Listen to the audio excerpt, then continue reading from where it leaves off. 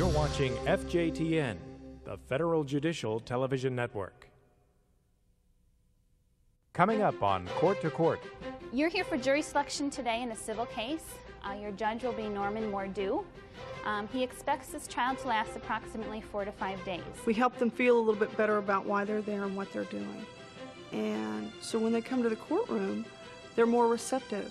They're a little bit more relaxed. I've been in a court now for 3 years, where every document is instantly available 24 hours a day, 7 days a week, anywhere in the world to anyone.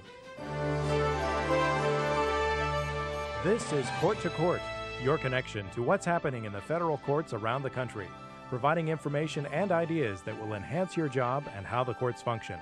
Now with today's program, Michael Burney. Welcome to Court to Court. Today's program features stories from the 19th century right into the future.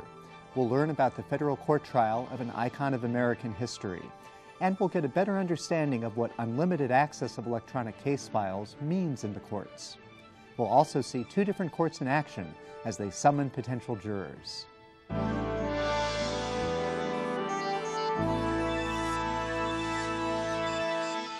Juries play a vital role in our judicial process, and for district court clerks' offices, the identification and selection of potential jurors commands careful attention. But at the 2 courts we're about to see, that's only the beginning. In the geographically large Northern District of New York, some jurors must travel long distances to serve. In the Syracuse Division, jury administrator Carrie LaCourse has 2 priorities. The first and foremost important thing would be maintaining the integrity of our jury wheel. Court, all rise. The other thing would be keeping jurors happy. New York is now in session. The Honorable Norman A. Mordew presiding. Happy juror is a good juror, and a good juror gives you a good decision. They're more at ease, they pay attention, they're interested, they know they have an important role to play. There is no other system in the world that involves its citizens as much in the administration of justice as our jury system. Without the juries, we would not be able to operate. In addition, many in the courts believe that jury service is where the public has the most direct interaction with its government. And we work very closely with the judge to make sure that we're utilizing the jurors properly, that we're making this a good experience for them, that we demystify what jury service is all about. David Williams of the Administrative Office agrees. A key result of effective jury utilization is not only are jurors utilized more efficiently, but it minimizes their disruption, and I think it increases the public perception of our federal courts. The Northern District of New York was the first federal district court to implement the new jury management system software. JMS has been great for us. That's one of the reasons that we were able to cut our terms down to 1 month. Because of the automation with JMS, fewer people are required to do the amount of work. The district uses a 2-step process, sending out qualification questionnaires first. We get back hundreds each day, and the scanning device actually separates them into 3 different bins as far as being who's qualified, who's not qualified, and anything that is unreadable by our scanner.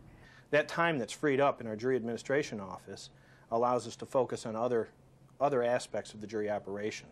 We spend a lot of time on the customer service issues. And how far away are you from the courthouse? Customer service begins by providing as much information as possible in as many formats as possible. Please listen carefully to the entire message for instructions pertaining to your jury service.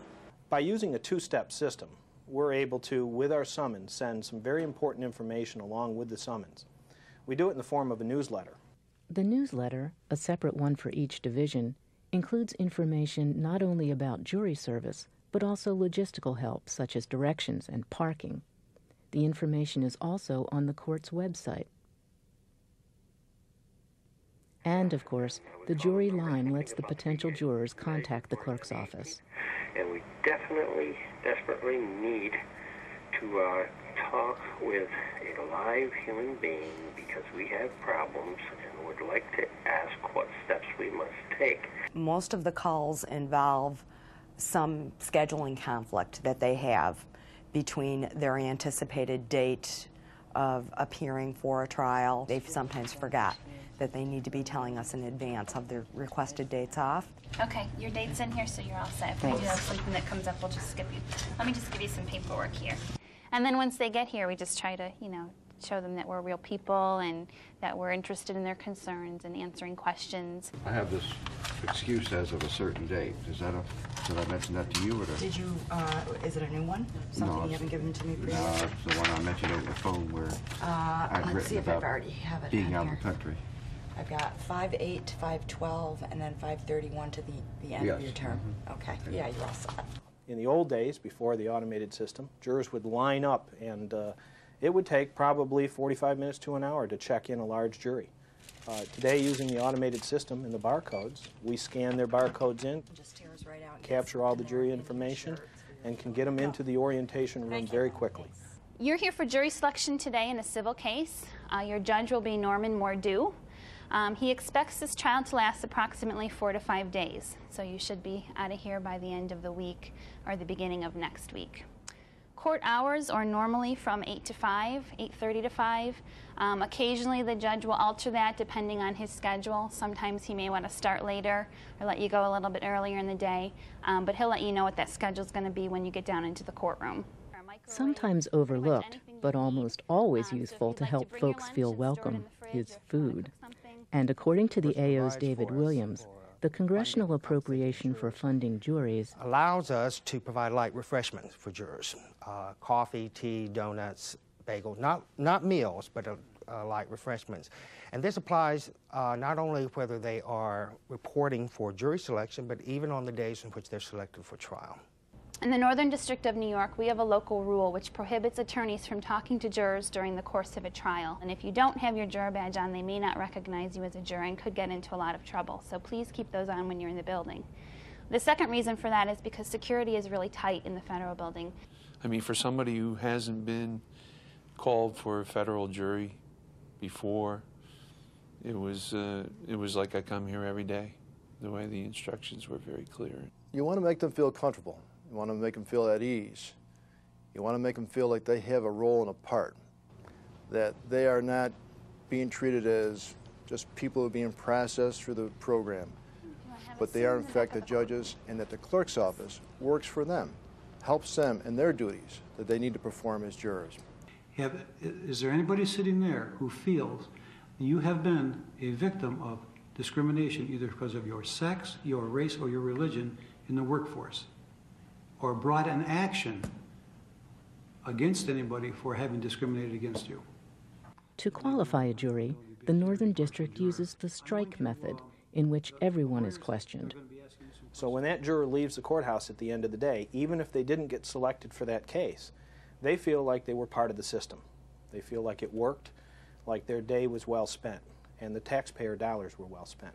Mrs. Tucker, is there anything else you think that I should ask of you that would bear upon your ability to be a fair and impartial juror? No. Okay. All right. Mr. David Webb? Yes, sir. Your sheet indicates you're with Crucible Specialty Metals. How long have you been there, sir? 27 years. Indicates you're a steel worker. Could you tell me something about the nature of that type of work? Well, we make various grades of specialty steels. Tool steel, high-speed steels, stainless steels. But you're in there where they actually melt the ores down? Yes, sir. Okay. We get a lot of feedback from jurors. When they check in and voir dire day, we hand them an exit questionnaire, and we ask them to tell us all the good things that they experience as well as the bad things. You know, what was your feeling when you received your jury summons? How did you feel about jury service? And then after having served, how do you now feel? That was very pleasant overall.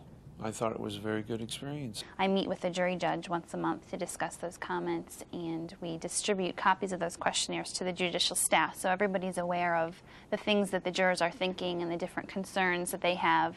They treat you like an individual, not like just another body that we got to have to fill a chair. They are the real judges, and that's why it's important to make them feel that way, make them feel comfortable with the system, with the court, in their job here, their duties here. When we come back, we'll see how another district court welcomes its jury panels. You're not going to be intimidated too long in the courtroom, because once you get in there, you figure out that you guys are the stars of the show, and y'all call all the shots. Still ahead on Court to Court, we'll see how respect makes a difference in jury administration. We'll get a glimpse into the federal trial of a famous citizen, and we'll hear opposing views about access of court records in the electronic age. But first, watch this. I'm an evaluation form. You've surely seen me before. Well, I'm part of your materials and I perform a vital chore. Well, the information in me helps the center to take stock. It helps them make their programs work to help you do your job. Please fill me in. Please fill me in. Oh, we need this information. Please fill me in. Please fill me in. Oh, we need to know the score. Please fill me in. Please fill me in. Your feedback is important. And if you don't complete this form, we'll sing this song again. Your feedback is important. Please fill in the evaluation form available in your program materials or online on the DCN. Just as we saw the Northern District of New York make prospective jurors feel welcome, so too judges and clerk's office staff in the Middle District of Florida work as a team, trying to ensure that jurors are attentive with good attitudes about jury service. Penny Abernathy, jury administrator for the Jacksonville Division of Florida's Middle District, deals with many needs of prospective jurors, even helping those lost on the way to the courthouse. Turn around on Hogan and go back up Hogan, away from Water Street, okay? A good jury administrator has a balancing act to perform. While they're preserving the integrity of the jury selection process and meeting the needs of the court, they must also be aware and meet the needs of the prospective jurors and jurors. District Court Judge Harvey Schlesinger feels strongly about the care of jurors. They're going to be the decision makers with respect to disputed facts, so you want to make sure that they're comfortable and they are attentive during the jury selection and during the actual trial process.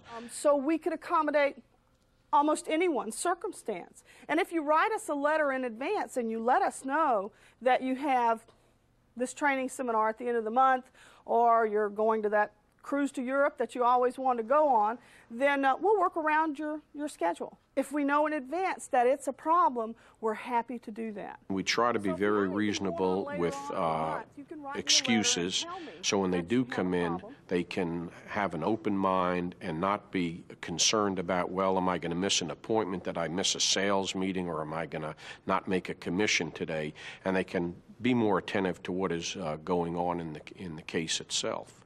I think it's really important that they have a positive experience because we serve them, and this is their government in action, and this is their way to be a part of it. Making it a positive experience for the jurors is very simple. You treat them with courtesy, you treat them with respect. You're going to be asked some questions by the court. Our judges routinely have the jurors simply stand up in place and go right down the list. So please read this over and be prepared to give responses in the courtroom to the questions on here. If you would like to make some notes on this form, please feel free to do that. It can be kind of intimidating in the courtroom, and we know that. So just make some notes if it'll help you collect your thoughts while you're in the courtroom. You commiserate with them over the hardship of serving on a jury. You try not to waste their time. I know that you're all excited about being here. Right, huh? It can be inconvenient to have to call a lot during your month service. I know, it's a lot more than just a little inconvenient, isn't it?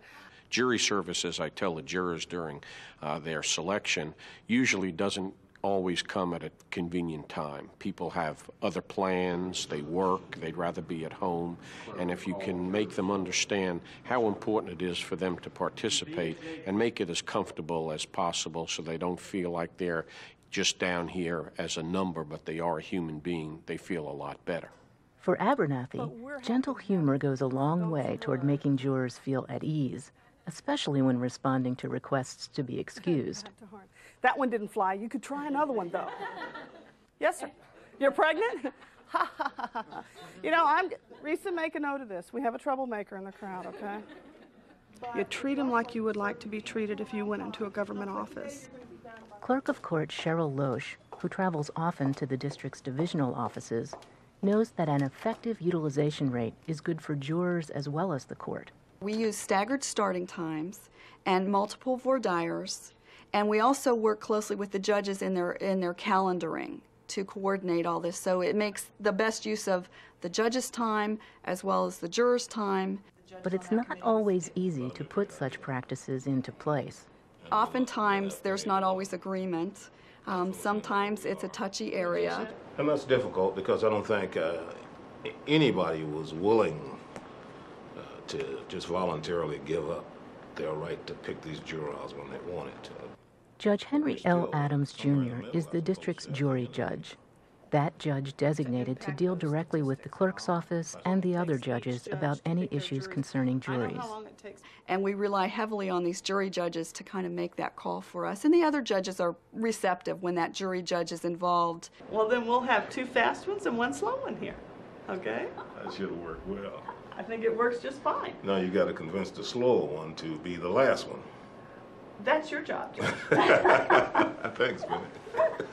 To increase jury utilization efficiency takes a commitment from the entire court, from the judges, the staff, and the clerk's office. But I think also a key thing to understand is that you don't have to make these sweeping changes to your practices that would impact your caseload. You can take it one step at a time. One of the issues right now we're grappling with is the use of allowing laptops into the jury assembly room.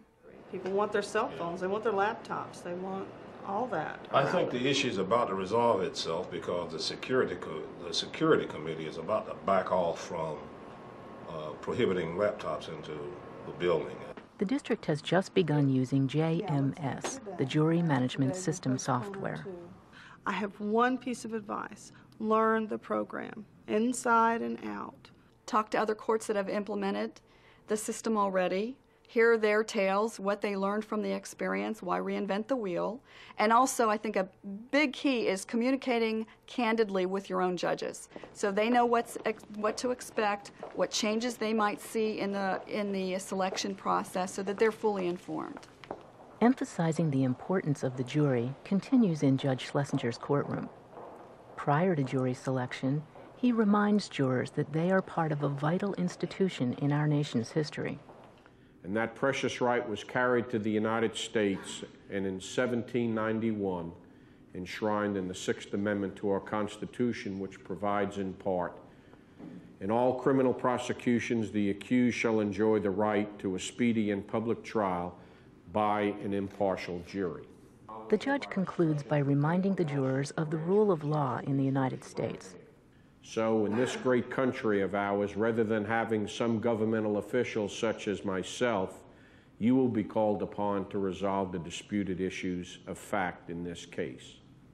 And my point in telling you all of this simply is that while you are here, you're going to experience one of the highest rights and honors of citizenship, and also the privilege and heavy responsibility of being a member of a jury. And I hope that you will approach your service with that attitude and in that spirit. Whenever the district asks jurors for feedback about their experience, Judge Schlesinger says that the jury clerks are a frequent topic.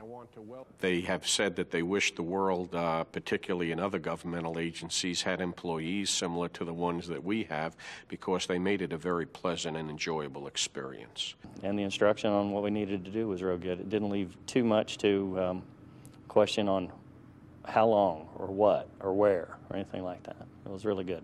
And if they leave with a positive attitude that they had a good experience, an interesting experience, and tell their relatives, friends, and neighbors that, then we won't have problems with people not showing up for jury service or not doing the job that they should be doing when they do sit as a juror.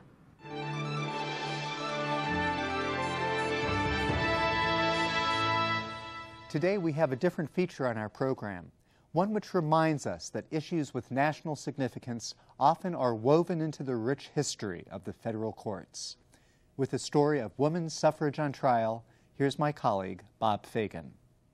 In the long journey toward women gaining the right to vote, the Northern District of New York was the stage for a dramatic confrontation between the law and suffrage advocate Susan B. Anthony. an important figure in the abolitionist and temperance movements, and the most respected woman suffragist of the time, Anthony led a group of 15 women to the polls in Rochester and voted in the election of 1872.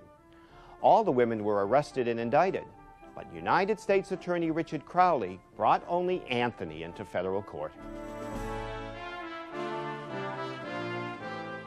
Ironically, it was federal court rather than state court, since states determine the qualifications of voters. But a recent federal law had been enacted which provided criminal penalties for anyone who voted in a congressional election if they were not qualified. The indictment alleged that she had cast her ballot without having a lawful right to vote in said election district, the said Susan B. Anthony being then and there a person of the female sex. The trial was held in the Canandaigua Courthouse, a building still used today. At the time, the town was part of the Northern District of New York, but became part of the Western District when it was created in 1900. Closely followed by the press, the trial was over almost before it began. The presiding judge, Ward Hunt, was a justice of the Supreme Court who was riding circuit. He opposed women's suffrage and removed the case from the jury and convicted Anthony of violating the voting laws. He ordered her to pay a fine of $100. To that, Anthony replied, "May it please your honor, I will never pay $1 of your unjust penalty." And she didn't, nor was she jailed for not paying the fine.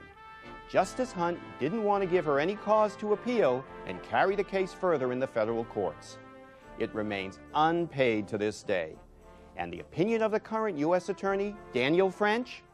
Well, when I took office, a couple members of my staff came to me and brought this to my attention and asked if I wanted to do anything about it, and I indicated it probably was one of those matters we'd leave for the next United States Attorney to address.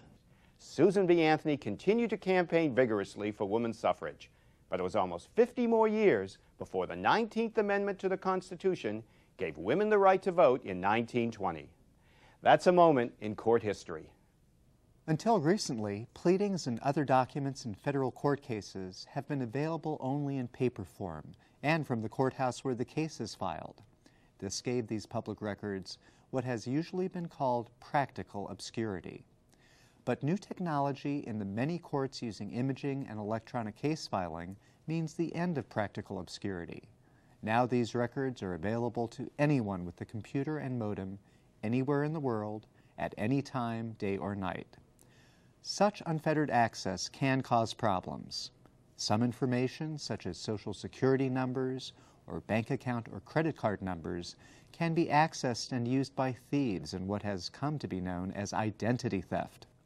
Unlimited electronic access may raise problems in other areas too, such as law enforcement, physical security of cooperating defendants or victims, trade secrets of companies in commercial litigation, and preventing jurors from seeing the contents of pleadings during trials and deliberation.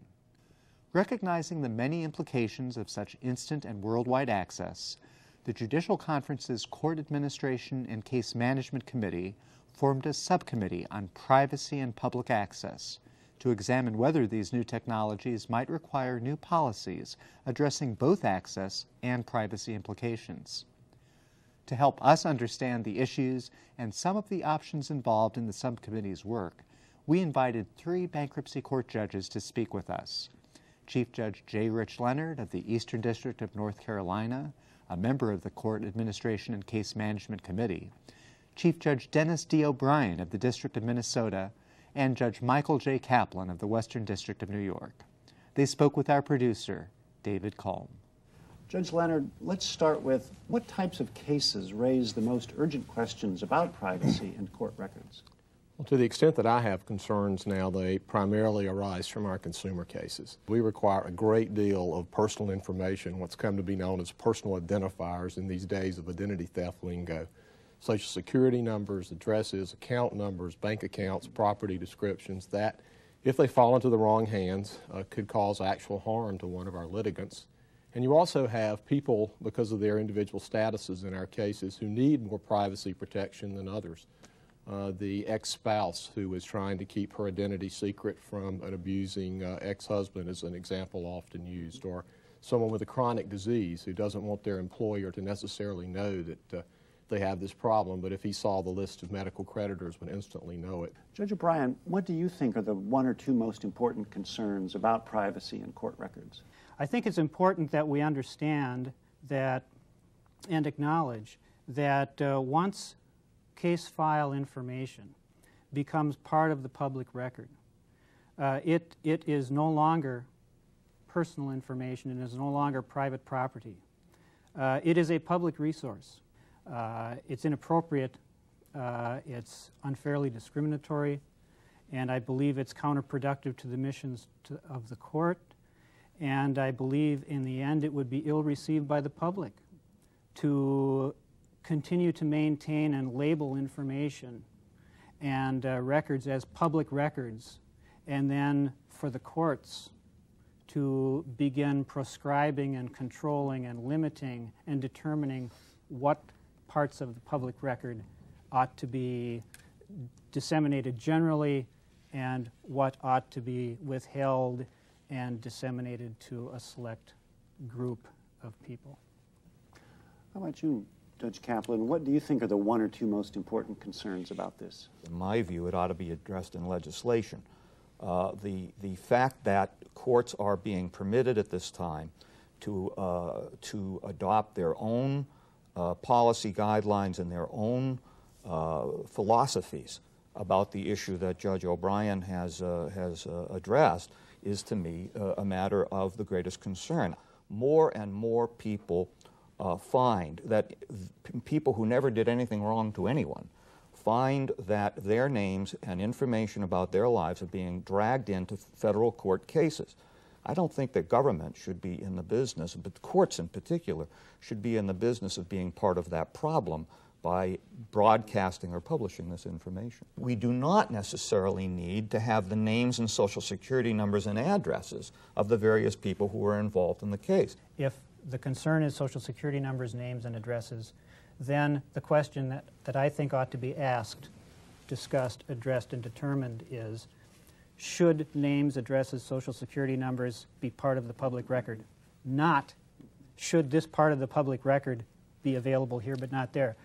But do you agree that we could remove or mask a number of the public identifiers that we require now without doing any great harm to the integrity of the process or the information that the participants need in order to participate in the case?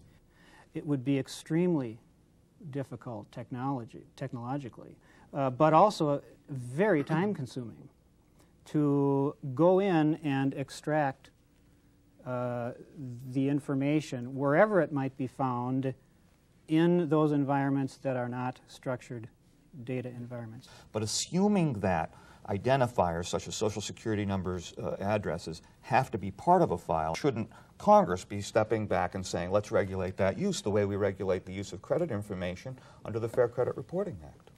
Judge Leonard, how do you see this issue? What's more important, privacy or access? Well, I think it's a bit of a red herring to set one up on one side and one on the other as if the two can never be reconciled, because I think what we're trying to do is reconcile the two.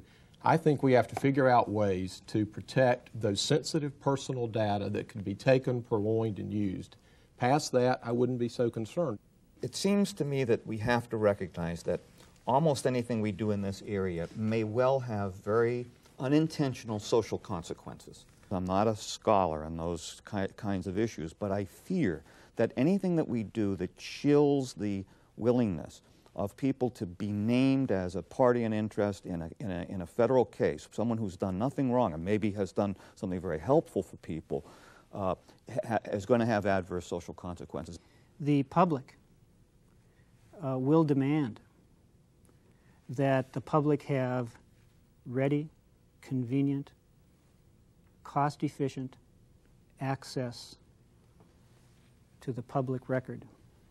And today, that's electronic access, and that's the internet venue, and without that, I believe that the federal court as an institution stands to become marginalized in our society. Judge Leonard, what are the main problems and challenges for the subcommittee on privacy and public access as the subcommittee examines these issues and works to make recommendations to the Judicial Conference? Well, I've spent approaching 25 years in the federal courts, and I've been on a lot of committees, and I've never quite seen one with as thorny a set of issues and as heartfelt opinions on all sides as this one. I mean, we have listened to all the experts we can assemble, and we are trying to be as thoughtful and careful as we can, understanding that we may not have an instant solution that satisfies everyone, but we have to take steps. Otherwise, we are going to balkanize this issue where all of the district courts, all of the appellate courts, all of the bankruptcy courts are going to have their own local rules, written or unwritten, about electronic dissemination. So you think the likely result of this will be some nationwide policy? I hope so. It may not be instantly, but I do think within the next year or two there will be some nationwide policy. Implementing that, though, can be complicated, too. Some of these things can be done by federal rules that the courts, we ourselves, control. Others really do take change in congressional legislation. Are there any other topics about privacy and public access that any of you would like to make any other comments? Proximity to the courthouse doesn't matter anymore. The lawyer who put his office right next door and for years had a market that no one else could bother, has had that market power destroyed because the lawyer 300 miles away has the very same access to the documents, has the same access to file as the lawyer next door. It's frankly lessened lawyer control of their clients because many of our sophisticated clients now are not completely dependent on their lawyers to get all of the information filtered through them about what's going on in their case. So I think there are all sorts of good things that are coming out of this that in our haste to make sure we don't infringe on anyone's legitimate rights, we need to keep an eye on because it's an exciting new day. I think that much of what we're seeing, much of the consternation and angst that we're seeing here is the natural process of undergoing what will prove to be a profound cultural change in the way we think, the way we do business, and in the world in which we live. This is not unique to the federal courts. I think that these things will shake out and will take care of themselves. I think the important thing is to focus on the role of government in that process and to bear in mind that we are the people that we serve. I want my government to be concerned about protecting my interests, my rights, and to let the private sector worry about itself and to make sure that what is going on out there is fair and just and that the courts are maintained as a safe haven. Thank you, Judge Kaplan, Judge O'Brien, Judge Leonard. Thank you, David. Thank you, David. We're really grateful, extremely grateful for your participation today. You've given us a lot of good information about this difficult but also very timely topic. Thank you. You're welcome. Thank you. More of this discussion among these judges about public access and privacy will be shown as a separate Judicial Center program on the FJTN on December 8th and 21st, and again on January 17th and 25th. For broadcast times, check the FJTN Bulletin or the Center's DCN site. That's our program for today. We want to hear your comments about Court to Court. Contact us at the Center's DCN intranet site. The address is on the screen. Click on Court to Court, select Online Evaluation, print the form, and then fill it out. You can also tell us topics you'd like to see on future programs. Mail or fax the evaluation to us. Our fax number is 202-502-4088. Be sure to tune in for the next edition of Perspectives on Probation and Pretrial Services, which will focus on the future of the system. On our next program, we'll hear 10 challenges facing the federal courts. On behalf of everyone here at the Federal Judicial Center, thank you for watching today. I'm Michael Burney.